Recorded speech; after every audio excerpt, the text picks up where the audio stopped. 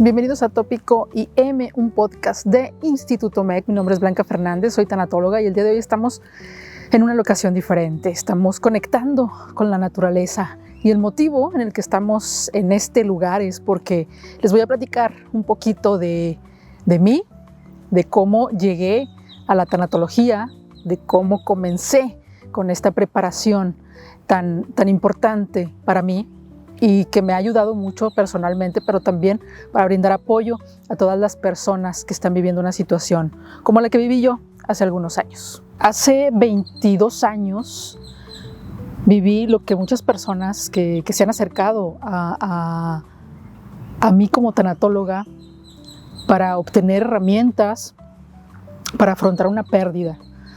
Hace 22 años falleció mi madre. Y fue una de las etapas más complejas que me ha tocado vivir.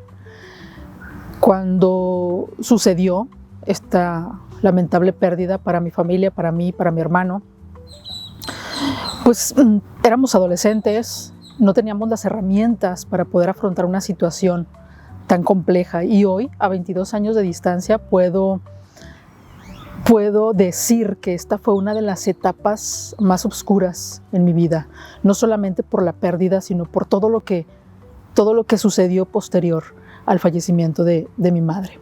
Recuerdo perfectamente, y me voy a ir un poquito hacia atrás, las noches previas a su fallecimiento, las noches en las que manifestaba mucho malestar físico.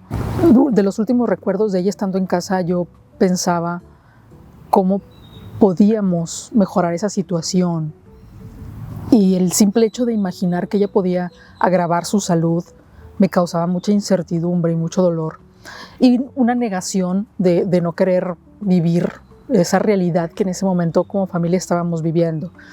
Ella ingresa al hospital y me toca vivir lo que yo no sabía en ese momento, que era un duelo anticipado, ver cómo mi mamá poco a poco iba su salud decayendo, cómo los médicos no nos daban esperanzas de que ella pudiera salir bien de esa etapa de enfermedad. El momento en el que nos piden que nos despidamos de ella porque no había nada más que hacer. Y fueron momentos que me marcaron, fueron momentos muy dolorosos, y que no comprendía qué estábamos viviendo, que no comprendía cómo iba a ser mi vida a partir de mi mundo en ese momento, que era mi familia, mi madre, se derrumba completamente. No encuentro cómo continuar, no entendía lo que estaba pasando, lo que me estaba pasando emocionalmente. Recuerdo noches llorando. Recuerdo noches en donde me preguntaba cómo seguir, porque aunque yo quería y recordaba mucho la despedida que tuvimos con ella, aun cuando podía ella comunicarse, en donde nos comentaba que teníamos que seguir aun y cuando ella no estuviera con nosotros físicamente, y eso me alentaba, pero también no encontraba yo la manera de poder continuar. Era como una batalla interna de quiero seguir para honrar su memoria, pero no sabía cómo hacerlo. Y recuerdo noches muy oscuras, noches de mucha soledad, porque evidentemente con esta pérdida hubo una reestructuración familiar en donde no había como esta figura que nos guiaba, por lo menos a mi hermano y a mí. Y yo lo recordaba en ese momento y lo asemejaba como cuando un niño se pierde en un lugar público y esta desesperación que se puede ver en los niños de no encontrar a mamá, de sentirse abandonado, de sentirse solo, de sentir que no está esta contención, de sentir esta inseguridad. La sentí por mucho tiempo. Esta falta de sentido, de vacío, de continuar porque tenía que, porque me obligaba a ir a la escuela, porque me obligaba a ir a la facultad, porque me obligaba a ir a clases, porque sentía yo que eso se lo debía a mi mamá. Lo hacía no porque quisiera, sino porque en algún lugar en el que ella estuviera, quería que por lo menos se sintiera orgullosa de que, aun y con el dolor, seguía adelante, hablo por mí. Seguramente mi hermano lo vivió de diferente manera, pero yo era lo que me motivaba, aún y sin ganas, a continuar por lo menos en esa etapa estudiantil. Cuando estaba en esta etapa no sabía, o más bien no encontraba como un tipo de terapia que se adecuara a lo que estaba viviendo. Comencé a investigar, comencé a leer y descubro la tanatología. Un concepto en ese momento que no entendía del todo, muy nuevo para mí. Comenzando a investigar me doy cuenta que habla de aspectos de integrar la pérdida y me hizo clic, era lo que necesitaba. Por todo lo que venía yo viviendo, experimentando, por la parte emocional que no entendía, que sentía que me estaba volviendo loca, que sentía que estaba en un pozo en el que no encontraba la salida, en un túnel oscuro, sin salida, en un túnel en el que no encontraba respuestas, y más que respuestas sobre la muerte de mi mamá, que en ese momento tenía muy claro que había sido una muerte natural, y por toda esta educación que traemos de pronto, al menos en mi casa, en donde tenemos un ciclo, en donde Dios así lo quiso. Tenía muchas dudas con respecto a cómo debería sentirme y cómo debería asumir la orfandad. Este concepto me hizo darme una idea, me hizo entender que era lo que yo quería, lo que yo necesitaba. Sobre todo por este aspecto de la orfandad, que es una etapa, que es un proceso muy complejo, muy difícil. A mí me tocó asumirlo desde una soledad, desde un aislamiento, desde un enojo también, desde una tristeza profunda ante la incapacidad de poder aceptar esta nueva historia en mi vida.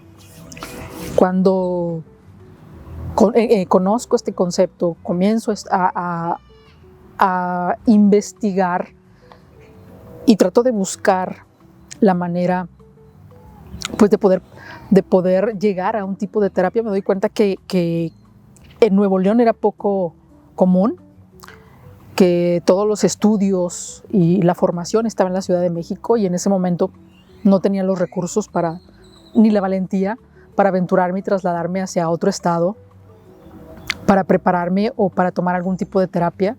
Tampoco tenía los recursos para tomar terapia, que no era tan común y que se llevaba desde un aspecto más psicológico. En Nuevo León, en la Universidad Autónoma de Nuevo León, se impartía una sola clase dentro de las carreras, por lo tanto tampoco era posible poder ingresar, tenías que inscribirte a la carrera. Le agregué en ese momento una emoción más, ¿no? La impotencia de no poder tomar una terapia específicamente en lo que yo estaba viviendo, de no poder tener los recursos para prepararme en ese momento, y dejé pasar el tiempo. La mayoría de las personas nos hacemos las mismas preguntas al adquirir un servicio a previsión en alguna funeraria. Que si es de mala suerte, que si atraemos algo, y es complicado tomar una decisión de este tipo.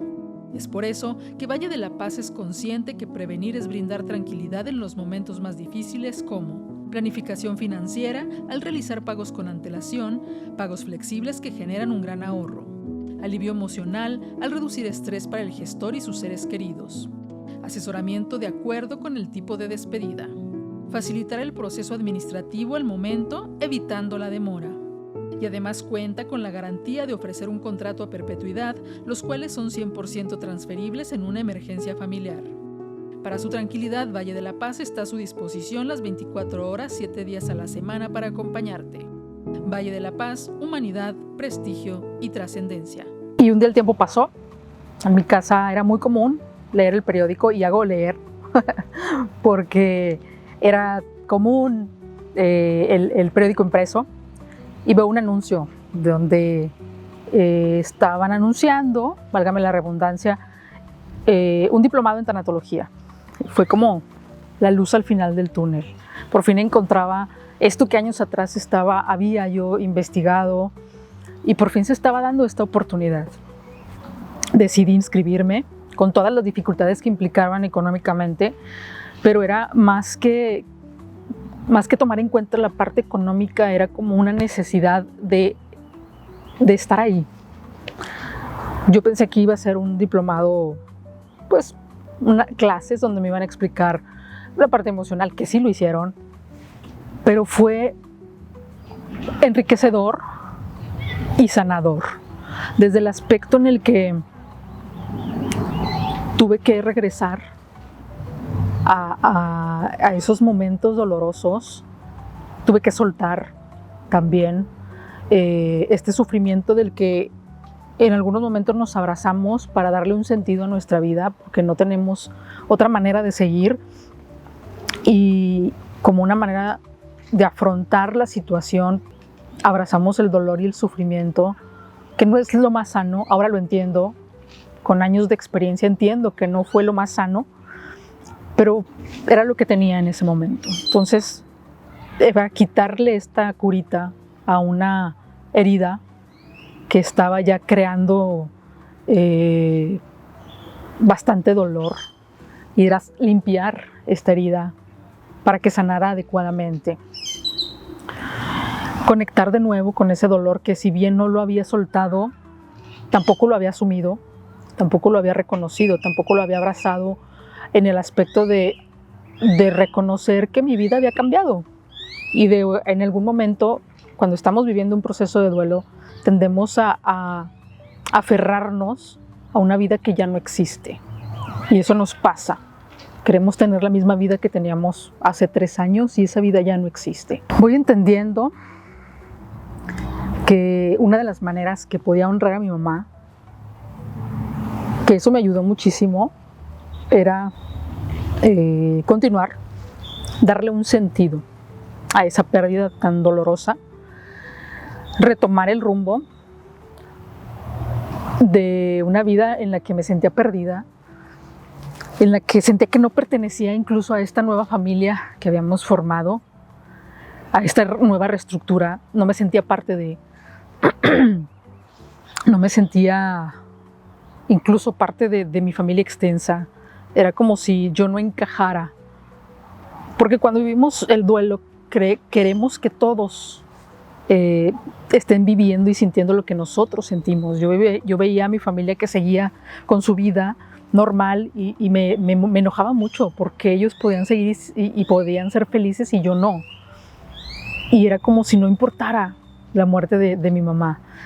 Y entrar en este diplomado fue la luz, fue entenderme, entender muchas cosas, respetar y entender la manera en la que mi familia estaba viviendo su propia pérdida.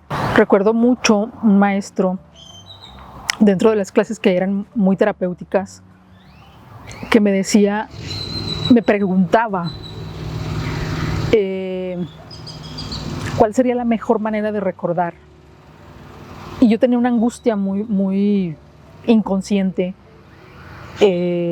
porque mi mamá siempre nos impulsó, siempre nos educó a seguir adelante, sin ella saberlo, nos educó a ser resilientes, nos educó a que a pesar de que lo que pasara, teníamos que seguir con nuestros sueños, y que si en algún momento esos sueños no era lo que esperábamos, podíamos tomar un pasito hacia atrás y retomar el camino, ¿no? Y cuando me cuestiona uno de los maestros qué quería o de qué manera yo podía honrar la memoria de mi mamá, o recordar, o que su recuerdo prevaleciera no solamente en mí, sino que fuera una bandera en mi vida. Recordaba todo esto que ella nos había dicho en vida, de no rendirnos, de continuar, de pase lo que pase, aunque no estuviera con nosotros debíamos seguir. Para ella lo más importante eran sus hijos, y hasta el último día de su vida lo recordó. nos recordó que éramos importantes para ella, y yo no quería que fuera en vano esa muerte, no quería que fuera nada más una persona que había perdido a su mamá y que no había hecho nada. Era algo que me pesaba mucho, porque no iba a tener la posibilidad de que me viera desarrollándome, de que me viera triunfar o fracasar. Y eso me dolía mucho, que ella no estuviera presente en los momentos más importantes de mi vida. Y entendí que ella no iba a regresar más, no iba a estar más conmigo físicamente, pero sí yo podía llevar su nombre en alto y dejar su nombre en alto, que fue una mujer que educó muy bien a sus hijos, que los enseñó, a lo mejor en ese momento de una manera inconsciente, porque no sabíamos que iba a ser tan rápida su muerte, pero que nos educó a seguir. Y entonces en esa pregunta del maestro dije, vengo de una etapa oscura, vengo de una etapa de soledad, vengo de una etapa en la que no me sentía yo, en la que no entendía cómo volver a ser feliz, y sabía que quizá muchas otras personas estaban pasando por una situación similar, por pérdidas similares o por otro tipo de pérdidas, pero que estaban pasando por aspectos igual o peor de los que yo estaba pasando. Y dije, bueno, ¿por qué no poner al servicio todo esto que yo estoy aprendiendo, no nada más en la parte académica, sino también como un testimonio de que sé perfectamente cómo se vive la muerte de un pilar tan importante como es mamá, de todas las pérdidas que se acumulan, que si no las gestionas te pueden llevar a hacerte daño de todas las maneras posibles, y que podía ser yo en nombre de mi señora madre Julia González, esta persona que podía ayudar y que podía brindar apoyo de una manera especializada, para que por lo menos alguien no se sintiera como me sentí yo en ese momento. Una vez que tengo claro y que me quito como todas estas capas, que me asumo vulnerable y que tengo claro qué es lo que quiero hacer a partir de ese momento con esta nueva etapa en mi vida, comienzo a estudiar, comienzo a prepararme. Después de ese diplomado vienen muchos más diplomados, y no lo digo desde un aspecto egocéntrico, sino porque yo sentí la necesidad de empaparme de muchas más herramientas ya desde la parte académica terapéutica, para estar lo mejor preparada para brindar este apoyo y este acompañamiento tanatológico. Después de los diplomados en desarrollo humano, en cuidados paliativos, en tanatología como tal, en desarrollo humano, entre otros, se presenta la oportunidad de una maestría. Y era para mí, más allá del título académico, que es importante, era, como les mencioné, empaparme mucho más y conocer mucho más de la muerte, que me sigue costando trabajo de pronto entenderla. ¿No? Somos amigas, ya somos amigas, pero cuando llega de manera inesperada es como me sigue desequilibrando un poco, pero ya sé qué herramientas cuento, qué herramientas puedo desarrollar para poder darle frente a esta etapa de pérdida y duelo. Viene la maestría en tanatología y ahí descubro la logoterapia, este sentido de vida que muchos perdemos, que yo perdí en ese momento, que sentí un vacío impresionante, y decido que por qué no complementar tanatología con sentido de vida. Y puede sonar bastante superficial hablar del sentido de vida, pero es muy profundo, y más cuando estamos hablando del proceso de duelo, en donde, como les decía, estamos perdidos, estamos dando círculos en un mismo lugar, estamos como niños perdidos en un súper, estamos sin entender lo que sucede con nosotros y la vida y la muerte, que también es un aspecto que debemos integrar en nuestra vida. Estas 2 maestrías me enriquecieron y me enseñaron muchísimo el aspecto humano, el aspecto emocional. Y de nuevo la vida me pone el reto de poner todos estos conocimientos en práctica en la pandemia, en donde era estar de cara con la muerte en cada segundo y también con un sentido de vida desde un aislamiento para que la depresión y la ansiedad no se convirtiera en una nueva pandemia, ¿no?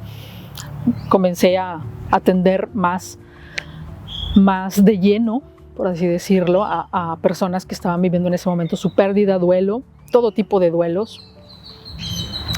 Y me gustó la idea de brindar este apoyo, de que la gente no se sienta sola en esos momentos. Y lo dije desde el primer día, ninguna persona tiene que pasar en soledad un proceso de duelo. Porque si no hay una red de apoyo, existimos especialistas que entendemos perfecto por lo que están pasando, que entendemos perfecto y que ya pasamos por este camino oscuro, como es el duelo, y que estamos hoy aquí, que somos testimonios de que sí podemos salir adelante, de que el dolor no se va a ir, que el sufrimiento es el que va a desaparecer, que puedo encontrar la manera de volverme a enamorar de la vida y del recuerdo de mi ser querido, que todo esto y el sentido que le damos al estar grabando el día de hoy aquí es conectar con lo que nos mantiene vivos, con el sol, los árboles, los pájaros, todo eso que nos hace reconectar con el aquí y el ahora. Estamos aquí, mañana no sé qué vaya a pasar, pero hoy estamos aquí. Y toda esta preparación me hace querer seguirme preparando hasta hoy, que estoy realizando un doctorado en psicoterapia humanista, porque somos seres muy complejos.